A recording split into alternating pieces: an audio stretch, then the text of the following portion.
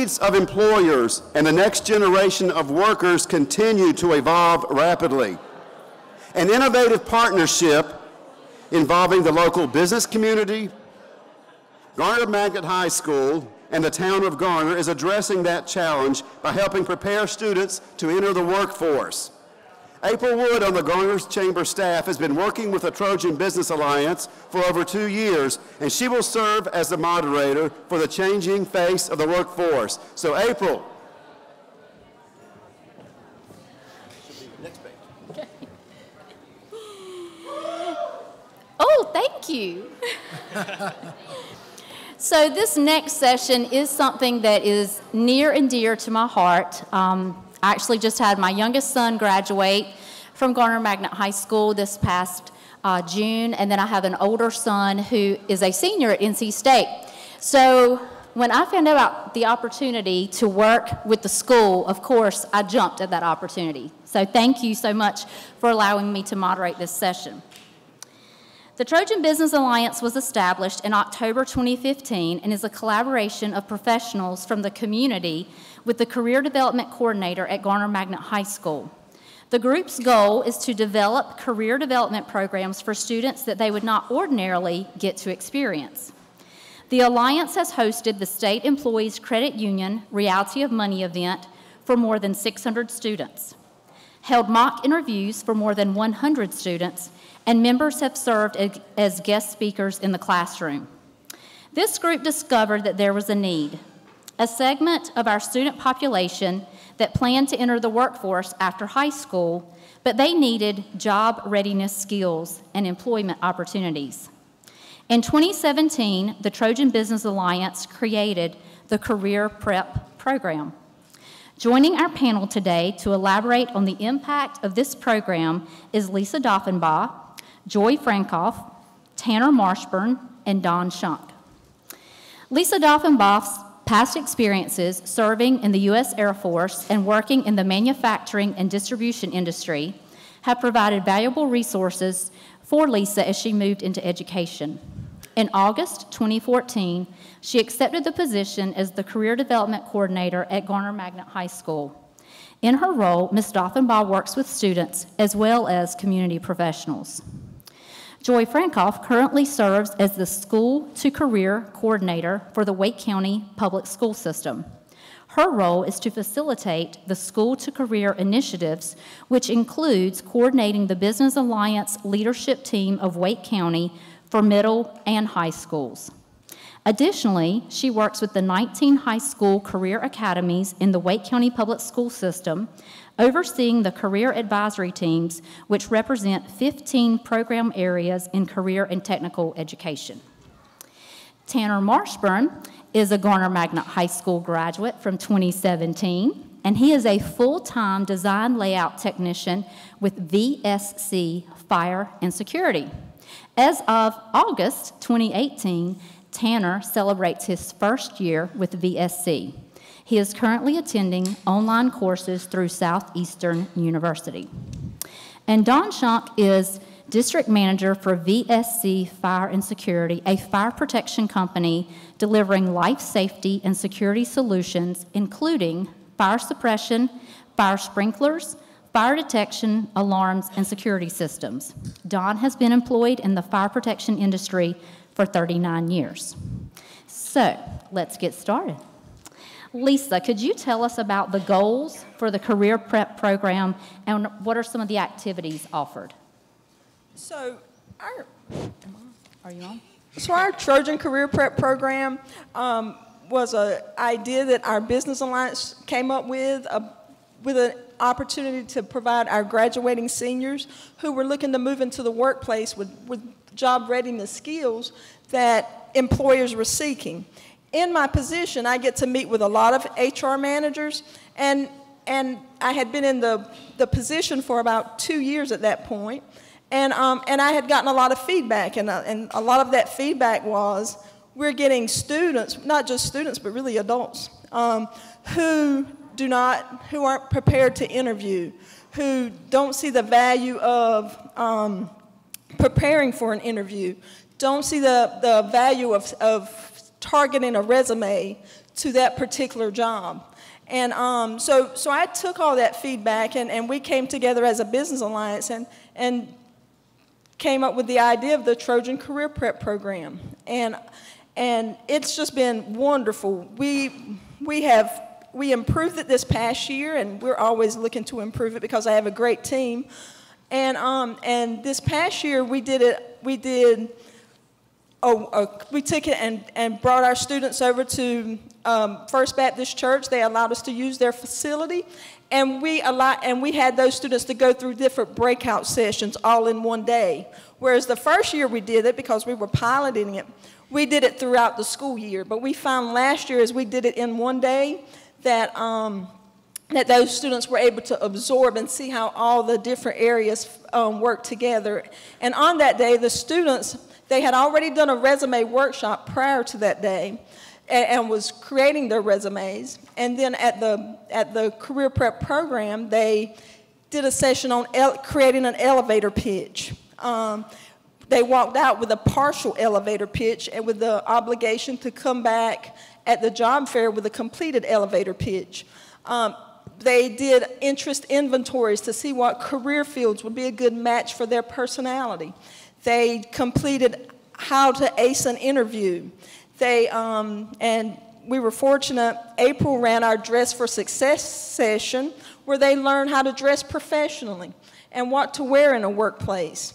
And then we had a great keynote speaker who talked to them. He's a business owner, and he was about 24. And they could really relate to him and his business. And the kids just loved it, and they walked away with great skills that would give them a better understanding of making that transition into the workplace. Thank you, and that was a great day. And one of the students who was at that program actually got a job with Chick-fil-A, and she's one of our volunteers today. So right there's a success story. Dawn, could you tell us about your experience with Garner Magnet High School and how you've probably found some talent by working with Lisa in this program? We've attended 4 career days at the Garner Magnet School and Wake County, and have hired 3 different employees in different positions. Tanner here is a CAD certified young man that we hired as a designer. We have a young man that came out of Fayetteville Tech as a alarm technician for us, and we have a young man that's just starting off in the field for us doing install. So we've been very fortunate over the last 2 years in picking up a number of young men to get started with our company. Okay, and do you come to the career fair that is there at the school? Or, yes. Okay. Yes. Yes. And you've been able to find plenty of talent from the kids that come through that program? Yes. And Tanner, being a recent graduate and now a recent employee, tell us about your experience and what have you learned, or what did you learn from Garner? And I know you work with Ms. Daughenbaugh and another teacher there. So tell us about your experience and your job that you do. Of course. So it kind of all starts with Career Day. I met Dawn at the first Career Day, and reluctantly, I actually did not want to go to it because I was planning a different route and had a different vision for my life. And it was kind of funny because honestly, it was more so Miss Harmon and Miss Lisa kind of pulling me up here, and they're like, hey, you need to go do this. And I was like, I don't really want to, but they pulled me aside. And it's kind of funny because you start to see individuals, let's just say millennials and Generation Z, and they look at it and they're like, you know, they're kind of lazy, or they don't really know what they want to do in life. And it may be, yeah, you know, like I know you understand, it might be because there's so many different choices and there's so many different varied experience that you need to understand are not being taught that. And it's kind of interesting is being able to be a part of this apprenticeship. I've actually been given the chance to be able to learn this through the experience. And that's a blessing in itself. And I have to say thank you, Dawn, thank you, Miss Lisa, for pushing me to doing that, because a lot of our students don't have the motivation themselves because they are so intimidated about the amount of choices and even the skill trade that you need to be able to get into these careers. And they're not being taught that, unfortunately, because that is more so of an apprenticeship, and we've kind of gotten out of that rather than let's go into college and then get into debt. And nothing wrong with college, because college is great and I'm going toward it, but sometimes we don't end up using that degree that we go for.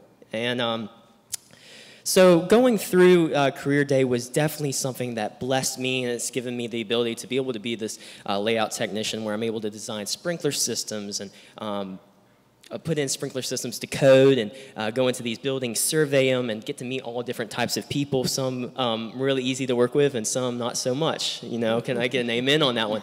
And it teaches you how to work with people. It really does. And that in itself has taught me so much. And after a year being here, I can say with confidence that I've learned a tremendous amount more than I ever thought I would. Working with AutoCAD, working with the designers and the field individuals, it's kind of an eye-opening experience. And to be honest with you, these kids need encouragement. And, you know, as we have people in these trades that are a little older, they're not getting any younger, unfortunately. And they need people to fill these positions. And if they don't fill the positions, unfortunately, our trade is going to diminish. And I was reading and talking to Jeff Lewis over here about construction. And unfortunately, the numbers in construction are dwindling, and it's slowly going down. And there's less young people coming into construction trade. And that affects our economy even, and it affects our businesses. And so I would just encourage every single one of you that, hey, look into investing into the next generation, because a lot of them don't have people to guide them. And so that's kind of what I've gotten out of the career, is I've had people encourage me, and I've had people help me and lead me along the way to be able to get to where I am now. Fantastic. Thank you for sharing your story. And Dawn, now that you've had Tanner working with you for a year, what can you tell us about Tanner as an employee, and would you encourage other business owners to look into this career fair and the program with the Business Alliance? Well, we offer different levels of education in the fire sprinkler industry. We've got Tanner through 3 books. It was great to put him in this class, and because he's gone through 3 books in a matter of months, where most people would go through a session in about a year to 11 months. So what he's done in a few months, most people do in a few years. So he's really grown to great leaps and bounds in our industry already. So we're very pleased to have him with us and see great things for him down the road. Very good. Thank you. And Joy, you came to our career prep program. You were there at the end of the day to see how things were going, and I guess to take a look at what Garner is doing. And you know, sometimes Garner schools do not have the best reputation, but you saw something different that day, and you saw that Garner had a hidden gem and that we had a great program. So share with us your thoughts on that. I work with all of the business alliances and the career advisory boards in Wake County. So I get to see all across the county the great things that our schools are doing with our business partners. And I can tell you that in the Garner community, you are a model for Wake County Public Schools. And there are several reasons for that. The Trojan Business Alliance is a group of business people, higher ed, and military that come together with their CDC, Lisa, here beside me, and they are individuals that are purpose-driven, results-oriented, and they have a mutual respect for each other. You know, when you bring people together that care about their community, and these individuals see that the students, such as the young man over here to our right, which there are many of students like, Tanner. I'm like, had a brain burp right up here in front of this. I thought I was going to be talking to 20 people, not 200, okay? Joe and April left that out. So anyway, Tanner over here. And so knowing that the students that are sitting in our classrooms today, they're our future workforce. So what can we do to help our young people be prepared and have the right skills to be successful? So they came together. Lisa asked these individuals, and she didn't tell you this, but I can tell you this because I know it. She asked them 3 really serious questions early on when they got together. She said, what kind of skills do you need in your current job? So they all sat down and they were writing on little sticky notes the skills that they had, that they needed for their job. Then the next question that she asked, do you remember this, Lisa? You're supposed to say yes. Yes. Yes, it's not. That's the right thing. The next question that she asked was, okay, of those skills, what of those skills could we help to develop with our students at Garner Magnet High School? So then they wrote those down, and then they got in teams, and they prioritized those skills. And they said, these are the skills. These are life skills that are transferable regardless to whatever career path that young person may pursue that would be beneficial to them and help them to be successful. From that, they developed their strategic plan of what do we want to do with our students, and here's how we're going to do it.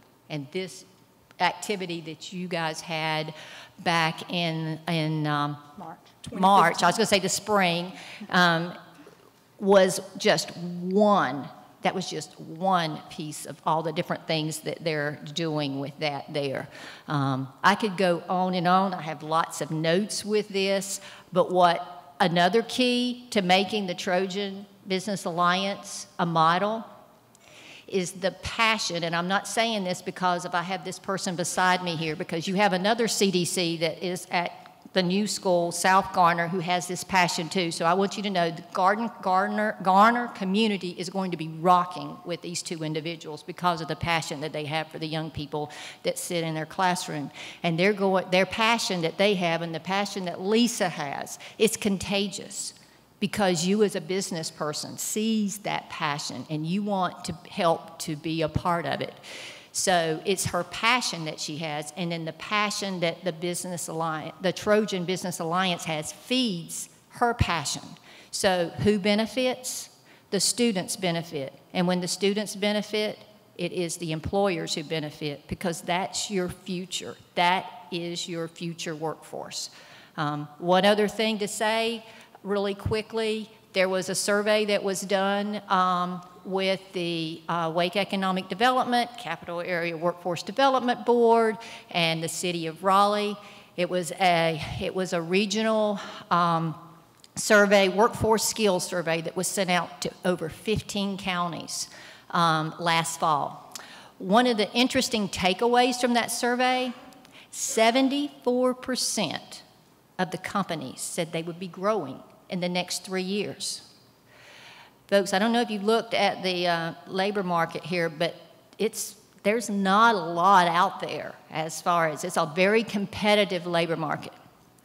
There's an untapped pool right now, and the Business Alliance here at Garner has figured that out. And Don and his team have figured that out, and it's the students. It's our high school students. Don't wait till they're in college to give them job shadowing or internships.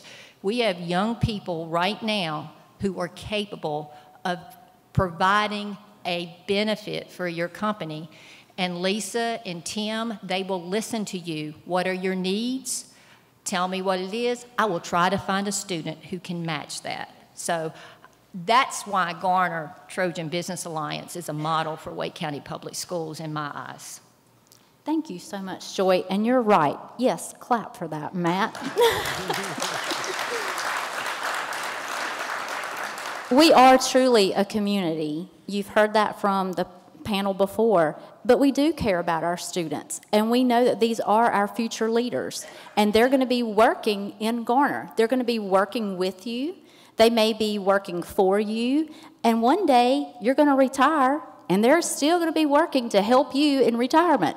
So we need to invest in them. So thank you so much for sharing that with us and letting us know how important Garner is throughout Wake County. And now, Lisa, could you tell us how can business and community leaders become more involved with the Trojan Business Alliance? So one of our goals, even from Joy as a as a group of CDCs throughout the county is to get our students involved in workforce development. Joy talks about my passionate, but I'm fortunate because I'm surrounded by passionate people. Joy's passionate about workforce development. Our Business Alliance is passionate about workforce development. And I see the students, and I see the benefit that it brings to the students. And when you can connect a student with a opportunity that can change their life, it's a blessing. So the things that you can do to help us get involved or to help us change these students' lives is to allow us to do job shadows. At Garner, prior to us separating, there was 2,700 students. We'll probably still have about 27 to 3,000 students in this area between South Garner and Garner Magnet. But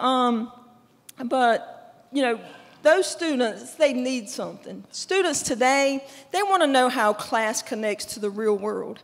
And when you can bring those two things together, it builds confidence, and it provides them an opportunity. And we can do that through job shadows, through internships. Wake County has a great internship program. It's very methodical and systematic, so we have a pamphlet that explains to the employer, the student, and the career development coordinator what each of those roles are. And Wake County Public Schools put insurance on those students so that you don't take on that liability in your company. So that opportunity is there. We are, I know one of the opportunities this year that the Business Alliance will be working on is trying to bring more apprenticeships to Garner. I know Don has an apprenticeship program that he is putting Tanner through. We have another student who just graduated, Connor. He is at Pitt Electric, and he will start an apprenticeship program in September. He's there currently now. He was a 2018 graduate, and he is there now learning the trade. And in September, they're going to enroll him in their apprenticeship program. So we want to bring more of those opportunities to our students. We are working with the Department of Labor to find out how we can bring businesses, school, and the community together to help you better understand those. And they have streamlined it to where it's very user-friendly now. And they do a lot of the work for you. So if that's an opportunity that you can provide in your workplace, that would be great. The other thing that we do is we coordinate off-site learning experience. You may know those as field trips. If I call them field trips, Joy may fire me tomorrow. She is adamant that we call them off-site learning experiences. So if you can provide an off-site learning experience for our students, we have a variety. If you have an occupation, we have a course at that school that is taught that correlates with your occupation. And we would love to bring students there so they can see and make those connections that they're learning in the classroom. The other thing is it takes a lot of volunteers to put on the programs. So if you specialize in resume writing, elevator pitch, whatever it may be, if you're an HR manager, we love HR managers, volunteer with us. The other thing is maybe you could be a sponsor. We do, when we held our event over at First Baptist for our students, we wanted to provide our students for lunch, so we weren't worried about them leaving and coming back. And those things take sponsorships. But the biggest thing is every September, we recruit for our Business Alliance. And come spend the year with us and learn the programs that we're putting together. And we can take your ideas. We build each year. We don't have to do the same thing, but this team was so passionate about this job readiness program that they just kept saying, we've got to improve it. We've got to stick to this. Let's make it better. And I think we hit a home run this past year. But bring your ideas, because we don't know. And our goal is to give you an employee that is going to be exactly what you need. Because just like Jessica said earlier, you invest a lot of money in your employees and you want them to stay a while. And when you bring someone in and you find out that this isn't what I thought, you know, you can help give them those skills because a lot of students don't get those skills. And so it's a great opportunity for me to help change the face of Garner. And I know Tim Walker, the CDC at South Garner, will continue that passion and that change because we want to be that light. We want to be that example. And I know that we have the students here that need our help and can help change those lives. So I welcome you. Thank you. And yes, as Lisa mentioned, we will have 2 high schools very soon. And Tim, you just want to raise your hand so that people can see you. He will be the Career Development Coordinator at South Garner, and he could use your help as well. So thank you, panelists, and I'm going to ask you to start moving down and the next group to start moving up.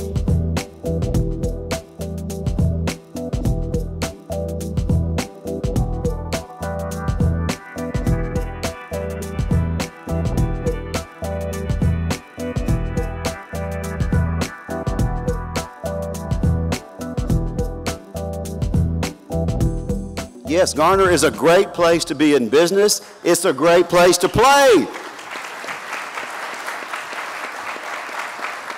Garner is also a great place to live. We're about to feature 3 of our residents who chose to live in Garner. Now, my parents chose that I would live in Garner, but these are 3 who, as adults, chose to move to Garner. The 3 are Charlie Brignac, Executive Director of Beautiful Lives, Eric Darnell, Vice President of Information Technology at the Greater Raleigh Chamber of Commerce. I wish. And Jihan Hodges, a speech-language pathologist with our school system and with Wake Med Hospitals. And moderating this session is Amanda Hoyle. You probably know Amanda from her 16 years as an award-winning journalist with Triangle Business Journal, where she covered both residential and commercial real estate. She is now Regional Director with Metro Study, a national organization that provides housing market intelligence, research, analysis, and consulting services. So please welcome now Amanda Hoyle. Thank you, Neil. Yeah, our panel is going to be a little bit of a different method because I'm going to start out. I spent my morning with about 150 home builders, bankers, and developers talking about the housing market, so that's really heavy on my mind right now. And so, but I've got a few of the slides that I shared with them that I also want to share with you, just to kind of give an overview about what we are seeing happening in the housing market right now, and then we will turn to our panel and kind of talk about why you guys are why you've chosen to move to Garner, and what makes it so special. For starters, our market right now, Metro Study, we study and we analyze the data of the new home construction communities. As a journalist, I always needed to know where my information was coming from. And one of the things that appealed to me with this company when I went to go work for them was the fact that their data is the best that you can find. We have surveyors, we have people on the ground in their cars driving in through all the new subdivision neighborhoods throughout the Triangle, counting lots, counting houses, actually keeping an inventory of what's happening in the housing market here. So we have an accurate presentation of where our market is right at this minute. And so our second quarter survey recently came out. It is showing that housing starts, which by definition is where we have observed that there is actually a house under construction on this lot. We usually count them in like rolling 12-month periods, and so as annual starts, right now they're up about 9.9%. We're forecasting that starts in the Triangle market are going to be back, between 9 and 11% for the year, but right now we're about where we were in 2004 prior to the recession. So while a lot of people are saying that, oh, there's so much new home construction going on, and there is, but it's still nowhere near where we were back in 2006 and 2007 when we had 17,000 new homes that were actually under construction at one point. Home closings, we calculate that as where we have observed and we see that there is an occupant in that house. We're not taking the builder's word for it that the house is sold. We are actually seeing that there are blinds in that window, that there are toys in the yard, and counting that as closings. And so we have an accurate count for that. Right now, annual closings are up almost 8% across the Triangle market. So we are really outpacing what's happening in the rest of the country right now. In Garner, the ETJ, we have in our database, I am able to kind of draw my own lines where we're at. So I kind of roughly put what the Garner ETJ was just to kind of see what was happening here. And what I found was actually pretty surprising because annual starts, I mentioned that we're up 9%, 10% in the triangle. Garner, the annual starts are up about almost 90%. Annual closings are up 56%. Now, granted, our numbers are a little bit smaller than some of the other larger submarkets, but looking year over year, you can really see where we are starting to see a lot of the new activity, a lot of the initiatives that the town and that the business community has really been behind the last few years are finally coming to fruition as we're starting to see much more activity coming on. But there's really three factors that we watch really closely in the economic scale that affects the housing market. We watch job growth, which leads to population growth, which hopefully also leads to wage growth. And so also as usually part of my presentation, I kind of give an update on where we are on the economic levels. Right now, in the Raleigh-Durham combined metro areas, we added 26,000 new jobs in the last 12 months. It's a pace that we've been keeping pretty steady for the past 3 years now. We're also likely to see a more pronounced shift we're anticipating in the next year or two as several of the big economic development announcements in the last 12 to 18 months start to come online, specifically companies like Credit Suisse, MetLife, Microsoft, LabCorp, and others that have made announcements a couple of years ago that are finally able to start moving into their new buildings and start hiring the workers for those buildings. And that means that companies and organizations in the Triangle that have already been here for years are actively recruiting to bring new people in this area to fill these talent needs. Because as Joy had mentioned, the unemployment levels are extremely low right now, and the talent, companies are needing talent, so we're actually having to import a lot of the talent, so that's where a lot of our population growth is coming from. Some of the Triangle accolades, the newest ones that we've got on record right now, the best big cities for jobs in 2018, Forbes named us that number 7 back in June. Hottest housing markets for 2018 by Zillow, we were ranked number 2 in the country. Economic growth potential for large cities by Business Facilities at number 5, and Garner named one of 5 great cities for millennial buyers. And then we have the yet-to-be-announced location announcements that are in the running. Unfortunately, we got the news last month that the U.S. Army picked Austin, Texas, another Southern tech powerhouse community, over Raleigh for its new command center.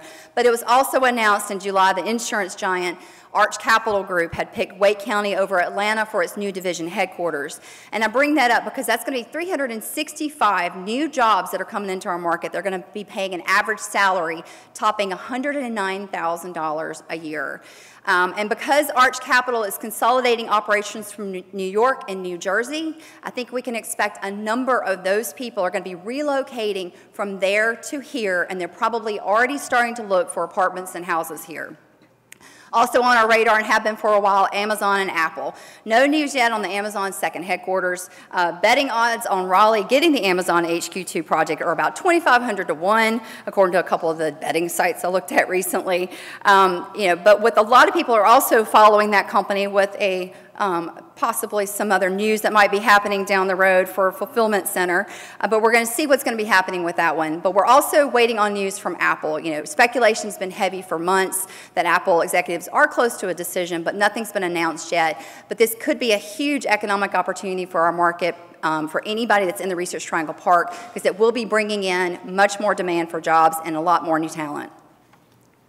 So the Raleigh-Durham housing market, looking at the Triangle MLS, mostly the resale side of the market, and you've been hearing the stories, how our market has really been tightening up. Right now, there's almost no room for additional growth in the existing housing market unless conditions change dramatically in the next few months. Our market is still on track to sell about 39,000 homes this year at much higher median and average price points than we've ever seen before, but our ability to grow beyond that 39,000 units is very limited because inventory is still so small and so low. Closed sales in May were near break even with less than 1% increase compared to May a year ago. Year to date, so far, closed sales are up about 2.2%. For comparison, this time last year, we were up about we were in double-digit growth, year-over-year growth, and now we're just flat and kind of how it's been going on. The inventory has typically, we like to see it around 6 months of supply, and we've been under that equilibrium mark for more than 4 years already. We're about 2.5 months of existing housing as of May and June.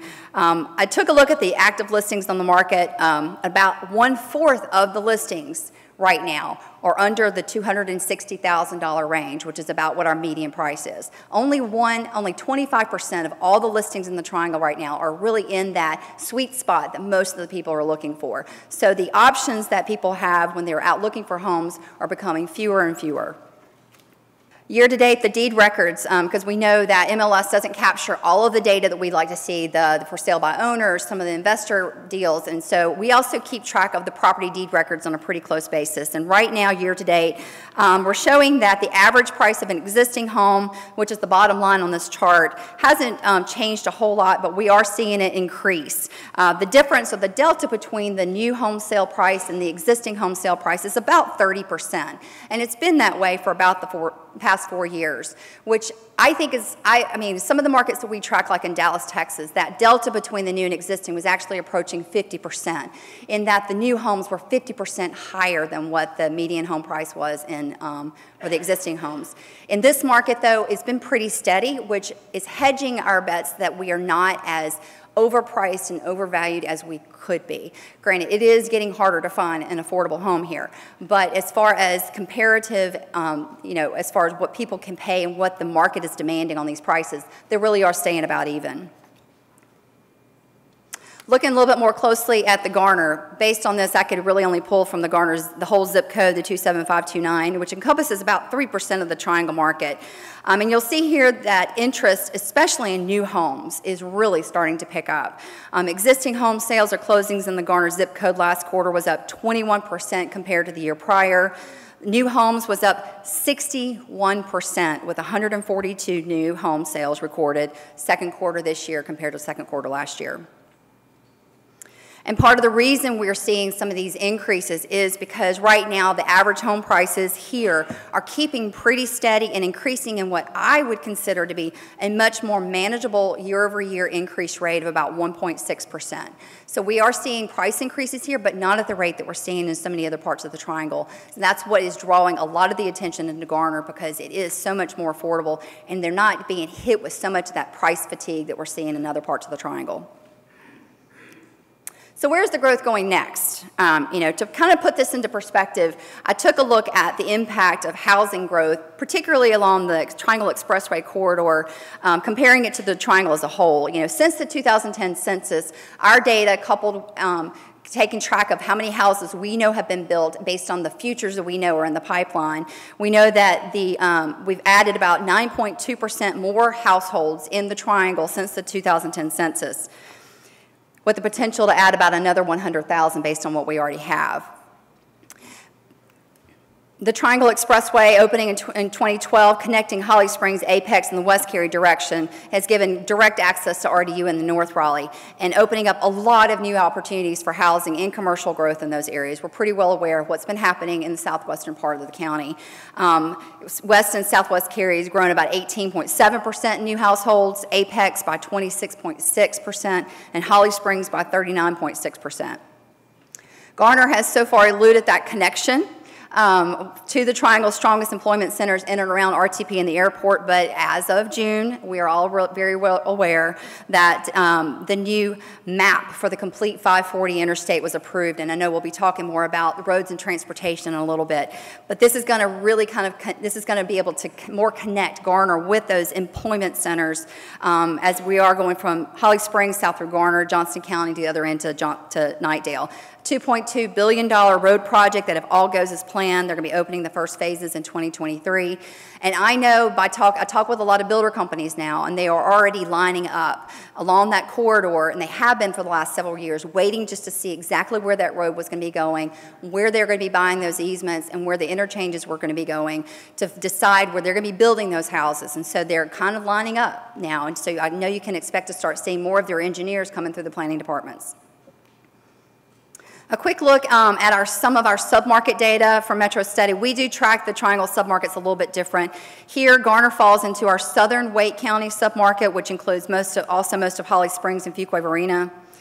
We are seeing some shifts happening where builders are focusing their efforts across the whole triangle. Southwest Wake and Johnston County are still #1 in starts and closings.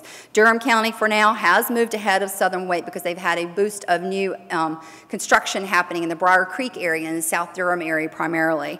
Plus, in Southern Wake, we've had so much success. So many of our builders have had success in their communities. They're selling out faster than they have projected.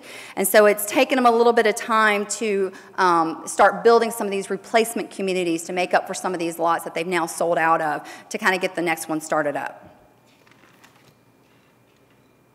Garner, you'll recall from the earlier chart that the triangle-wide housing growth was about 9% up since the last census. And Garner's has not been quite as robust. We're up about 5.9% by comparison.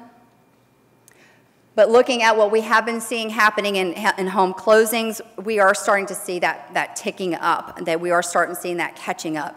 Probably not to the rate that and you may not want the rate of what was happening in Holly Springs and Apex, but we are starting to see a lot more growth happening in our market. You also have copies of this on your table. I saw this is the planning department's own tracking plans of what's already been approved and some that are already under construction, with about 1,900 new single-family homes planned and underway, 175 townhomes, and more than 1,300 multifamily apartment units. But here's what we've been tracking at Metro Study. We have about 127 homes currently under construction in the Garner ETJ. As of the last time we checked our numbers on the finished vacant units, we had about 61 of these spec homes that were in a handful of models, representing about 13 months of supply in the area. A change that really started to hit at the first of this year with the launch of new sections at Beezer's Cypress Meadows community, D.R. Horton's Creekside Village, and Royal Oaks Landing at Heather Park. And we also we keep track of our surveyors and our field research people every quarter go into every one of the municipalities and counties throughout the triangle, and they're gathering the plats and they're gathering the plans that have been submitted, and we're putting them into our system so we can get an accurate count on what is ahead and what is coming in the future. By future lot inventory, we're talking about these are properties that are still vacant land. We don't have the lots. It's not until they have gone through the excavation, the streets, the utilities, that we actually count it as a vacant developed lot. So these are projects that have not even started construction yet. In the future pipeline for Garner, we have close to 589 housing lots that are planned to still at Swift Creek Station. Another 337 that are going to be coming online of townhouses and single family at Country Walk. Garner's town leaders have come a long way over the last couple of years in understanding what it takes to attract quality new development. So all this, coupled with the prospects of economic development along the freeway that's going to be coming over the next couple of years, it's really going to help start making Garner a more common point of discussion among the builder boardrooms, the ones that I'm talking to across our region. Some of the challenges and opportunities, I'll run through some of this. We know of what's been happening with, or most of us do, what's been happening with the mortgage rates. We know historically they're very low, but we all have short memories. Right, at last check it was about 4.58%, 4.52%, I'm sorry. So that's down actually from a couple of weeks ago. We are still expecting the mortgage rates to go up to about 4.7% by the end of the year. And in the builder market, they're facing other challenges beyond what's been happening with the pricing, because we do have a labor shortage still in the construction industry. We are facing increasing prices because of lumber shortages, because of the tariffs on lumber, as well as on steel and aluminum. So all of these things factored together are creating a storm for the builder community that it's harder for them to keep their prices where they're at. Land prices, I get calls every week from builders saying, can you help me run some lot prices? My corporate office doesn't understand that land in Garner costs this much when 3 years ago it cost this much. Why are we having to pay so much for lots? Because the prices are going up, and we are still seeing that happening. But the good news is home ownership trends are trending upward nationally. The millennials category in particular, that's where we're seeing our highest percentage of growth, hence why it's great that Garner is one of the best places for millennials to live. Going from about 34% ownership rate in 2015 to 36% by the end of the last year. So it was the one demographic that we saw the most growth at, which is why we need to keep a good supply of inventory targeting each of these age groups because there's a lot of opportunity now.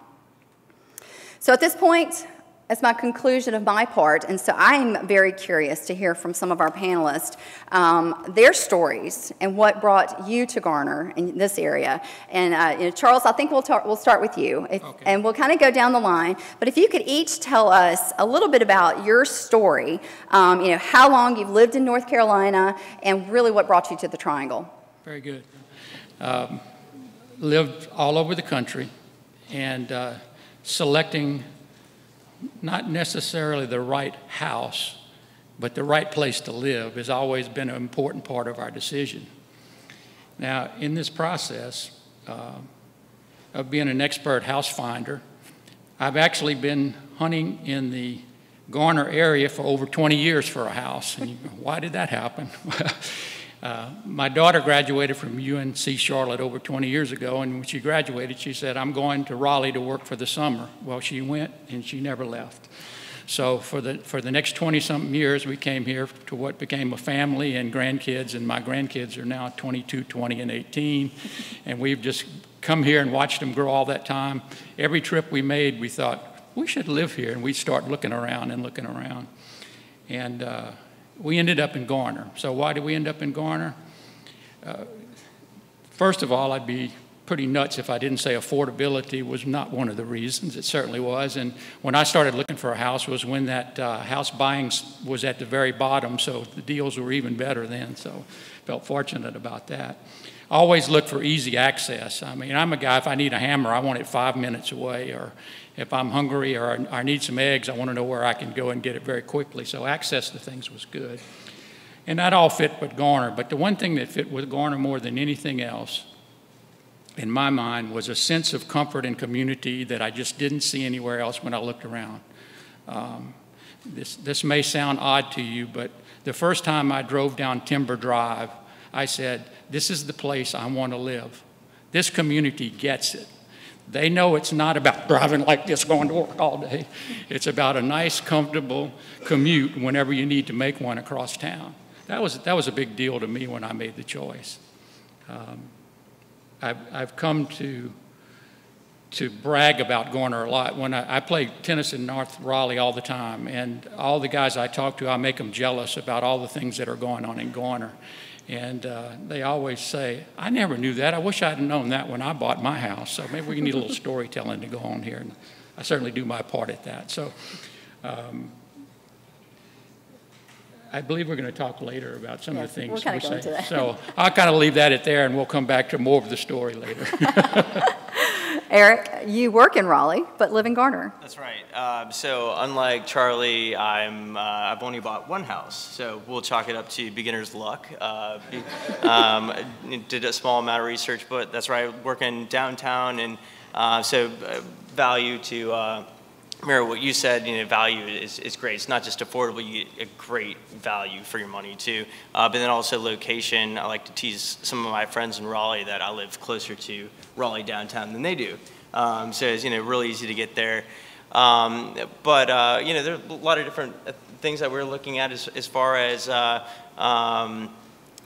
quality of life in the area too. So accessibility, sense of community was kind of a surprise to me. I didn't realize that there was such a great community here when we first started looking, and then it became very apparent that people care about the area. The business owners and folks that are involved, the churches, they care about the community. They want the community to grow. And that wasn't a feeling that we necessarily got from Apex or Morrisville or some of the other cities in the area. So with just sort of the combination value, location, and just the sense of welcome that we got from the area, we knew that this was a great spot. Very cool. Jihan? So I have lived in North Carolina since I was 5. I grew up in Eastern North Carolina, and then when I went to college, I went to UNC Greensboro, and then went to Chapel Hill for my master's, and kind of stayed in the area ever since. I, to be honest, was planning to move out of state when I first graduated, but due to circumstances, I decided to stay here, and also made a decision that I would not move east of Wake County. I grew up in the country and was ready, was enjoying the city life. So I got a job in Raleigh, and I've been here for 10 years now, or in Wake County for 10 years. 6 years ago, my husband and I decided that we wanted to purchase our first home. We were renting right outside of downtown Raleigh, and rental prices kept climbing up, and we decided we wanted to invest our money into our future. So we didn't initially look into Garner. We were looking in Raleigh. We knew that we didn't want to move to Cary because taxes were higher and the housing market was higher. So we knew places we didn't want to live, and kind of honed into Raleigh. But unfortunately, in our search, we realized that we weren't, in our price range, weren't getting that kind of house we wanted. My husband wanted a larger home. I did not, because I know what it takes to clean a larger home, but we did also want some land, and we wanted to be in close proximity to amenities. We wanted to be close to grocery stores and shopping, and close to downtown Raleigh, and also close to our friends. And so one day our realtor called us and he said, hey, I know you guys didn't really look into Garner, but there's this house that popped up and it really meets a lot of your needs and a lot of things that you want. So we drove out here, and on the drive, we just commented how beautiful the area was. Our home is on Buffalo Road, so we came down Timber and Vandora Springs and just really loved that area, the mature trees and just all the green. And it's just very well kept. And we drove up to our home, and our home the pictures from the home weren't deceiving. The angles, the yard was actually large, the living room was actually big, and so we fell in love with our home at first sight and made an offer that day, and haven't regretted it since. Did you have a lot of competition for the house? At the time, we didn't, but I think we were pretty aggressive. So the people had just listed the home the day before. So one day? So that's about right. We jumped on it. We knew there would be competition because of other houses that we had looked at. So, and fortunate for us, the family that lived there had already purchased a home that they were moving to, so they were very eager to sell. So we gave them an offer they couldn't refuse and bought our home. So Jihan found Garner from her realtor's recommendation. How did you guys first come upon Garner? Narrowing in on that. Does your daughter live in Garner also? She lives in Cary. She did live in Garner, one of her stops when they were first raising the family. So that was our first introduction to the area. So, we did a little bit of the traditional internet, looking at houses and stuff, which actually picked the house that we ended up in, but we were already well aware of Garner, had driven around all of the area many times, and had kind of put our focus there as we went to it. Yeah. Eric? Working for the Raleigh Chamber, the first thing I did was ask for a referral for a realtor that was a chamber member, of course. Of course. And so combined with our realtor and just internet, it sort of quickly led us to this area. That makes a lot of sense. So how did you come to the decision of Garner versus another town or city? The house obviously sold it. And Charlie's talked a little bit about how he had already kind of honed in. But as far as, picking this particular community, the house does drive it. So you need to have the right house and the right price point. But everything around it also makes a big difference. And so was it also the neighborhoods and the drive into that really helped draw you to this area? So I love driving by cow fields too on my way into work. So it's nice to have, be in the woods a little bit, have some scenery, and so you feel like you're in the country. I'm actually originally from Boone, so more rural area, and I love the city, but it's nice to have a little bit of space too, and have some of the nature in your everyday life instead of just pavement. So definitely the country kind of feel to it for us. But yeah, certainly then proximity to 40. We're a little bit closer to the beach. My wife has family in Sampson County, so it was closer to them as well. But being able to say you're 2.5 hours from the beach is pretty nice. It makes it easier to get down there. That's a good pitch. Makes it a whole lot easier. So what were, and I asked each of y'all, I sent you some questions earlier, what were one or two surprises, and we kind of touched on some of them, that you discovered about Garner after you moved here? I mean, you got sold on the house. That was originally why you came here. But what were some of the surprises you found after you got here? When I moved here, the first thing I told my wife was, I'm looking for a place to give back. I said, I've been blessed all my life. And I said, I want to do it in the community that we live in. And I don't ever want to get on an airplane again. So the thing that really developed over time here was the fact of what Garner was doing to engage and educate the residents of the programming in the area. Garner 101 is one of the most fantastic programs I have ever seen anywhere. And that's one of the things when I tell my buddies in Raleigh about, they're going, wow, that is so great. I wish we could do something like that. For those of us who don't know that much about Garner 101, explain it. Okay, Garner 101 is a program. It actually takes, I guess Reggie's not here, he's the guru of that, 10 weeks. And so it's a commitment. It's 2 hours, one night a week for 10 weeks. But you're taking through every department in the town of Garner. And you get to visit, in some cases, the operations, talk to the people who work there. You learn every facet of each department. On the police department, as a result of that, we actually get to ride in a squad car one day and go around. Yeah, I got to arrest a few people. It was really cool.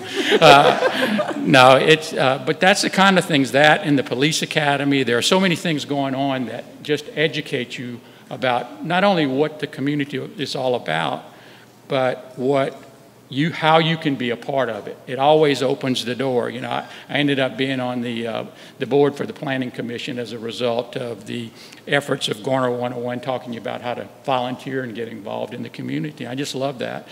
And it's just a great thing. The other thing I really liked and found out about Garner that was a surprise, just because I finally was living here, is the transparency of all the government and city operations. I mean, everything just sits out there for you. It's shown to you. You can look on the internet. You can follow the meetings in live time now. I mean, it's all right there. And they say, you know, we're an open book and we want you to be a part of it. And they reach out to the citizens to be a part of the working solution of what's going on in the community. I thought that was, you know, really awesome. But the one thing, bottom line about Garner, and everybody said it, they just said it in different ways. Garner is love. I mean, it is love from one thing to the next, and you can't miss it. And once you're in it, you don't want to get out of it. Garner rocks, y'all. It rocks.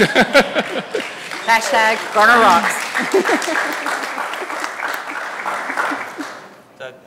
I was definitely surprised, just the sense of community. I know that I mentioned that before, but that was something that I didn't know about the area before we moved here. But one of the other things since then is some of the cool factor. I don't really hear Garner described as cool. It's not necessarily sold that way. But while we've lived here, we've been here for 11 years. There are different places that have popped up. We've got the bottle shop is a cool place. The Lorraine's with the music is a cool place, and Crafties with music, live music, art, all the different festivals that Garner has going for it. 4th of July is very cool because you're together with all your neighbors. It's a cool sort of community feel for that event. Some things that you might not expect are, yes, they're here too. I'm a certified beer judge, and cool. And I had no idea that there are other certified beer judges here too. We've got unofficial, but we've got a homebrewers group in Garner, and you wouldn't suspect that, but we're an award-winning homebrew group, have won lots of awards in the community, so that's very cool too. But so just some things that you might not see on the surface, but being so close to or just this region in general, we have a lot of those cool things to offer, just like anywhere in the area. Full Bloom is another cool kind of place, and I think anything we can do to welcome those sort of establishments into the community helps sell Garner a little bit better. Jihan? I think the first thing is just all the events that are held in Garner was definitely a surprise to me. As I mentioned earlier, I have lived in Wake County now for 10 years, 4 of those outside of Garner, and right down the road, I lived off of Maywood Avenue for 3.5 years before I moved here, and I shopped in Garner. I shopped at the Target and the Kroger, but I didn't really do anything outside of that in Garner. And so when I moved here and started realizing everything that Garner has to offer was definitely a surprise. The third, as Eric mentioned, the 3rd of July celebration is amazing. It's one of my favorite events to go to, period, in this area. So I really enjoy it. I love having the North Carolina Symphony a mile down from my house and being able to walk there. Also, just as has been mentioned, the community involvement, but also the business community and how tight-knit that the group is.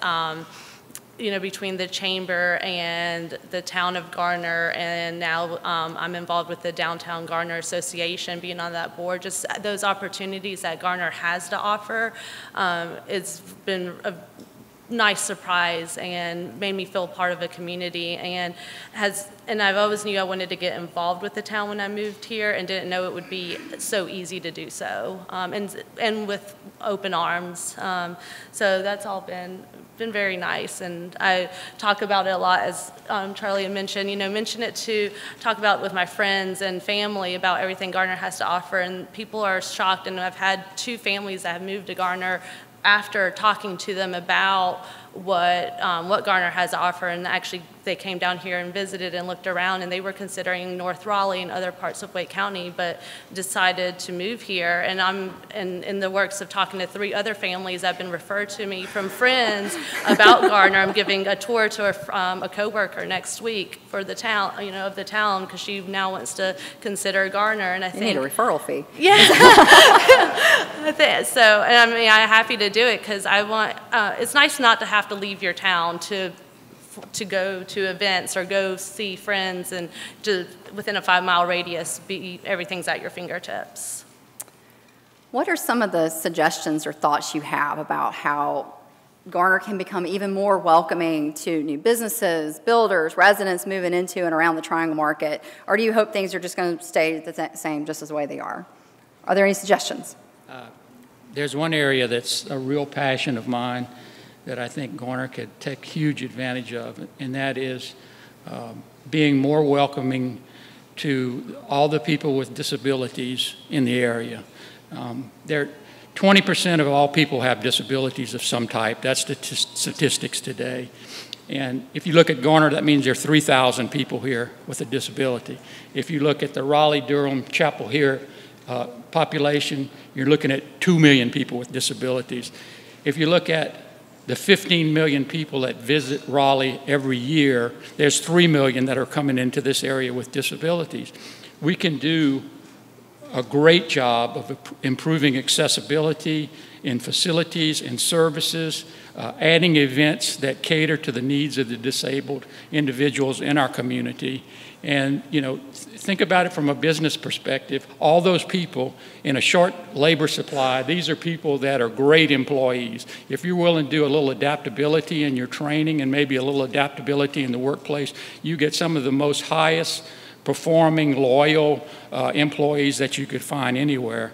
I think there's an opportunity that in all of this space for Garner to be, I don't want to say more welcoming, because no community can be more welcoming than Garner already is, but it just opens some other areas or avenues for growth that will impact the community for a long time to come. Eric or Jihan, do you want to add?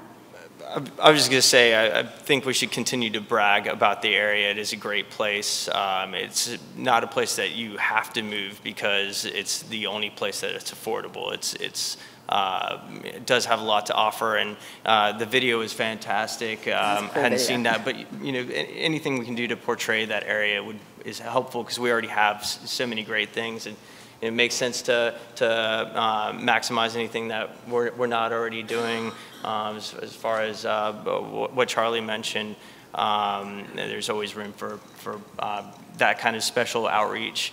I do feel like we are diverse, and so I don't know how well that's communicated, but it's very diverse culturally, that also makes it an enjoyable place, but I don't know how well we always communicate that. So, communicating our strong points and working on anything that needs a little bit of honing. I know that our education program's strong, that a lot of as Joy had mentioned, previous panel, that they have a lot of passion for the school programs and making that clear as well. We'll let you wrap it up. Okay. I think that as far as attracting home buyers and businesses here is trying to bridge a gap or setting a different mindset about our populations, especially our age groups. I've unfortunately heard people with millennials speak more in a negative tone or a sarcastic tone, and kind of having a shift in that mindset and realizing that millennials are the people who are buying the homes and wanting to bring businesses.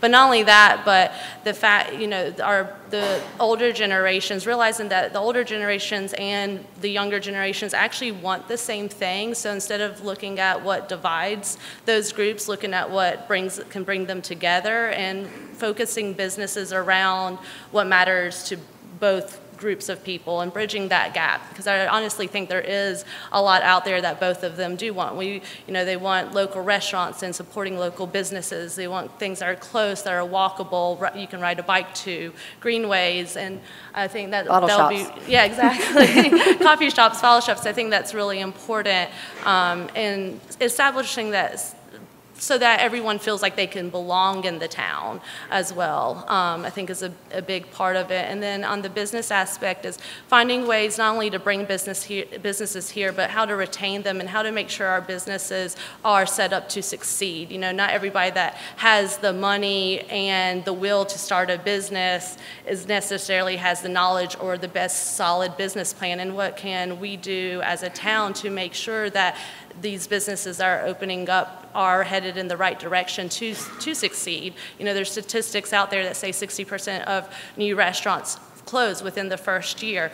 80% of them close within the first 5 years. What can we do as a town to make sure that a restaurant that opens up in Garner is not part of that statistic? So I think that would go a long way. Well, thank y'all. I appreciate each of y'all. Great answers.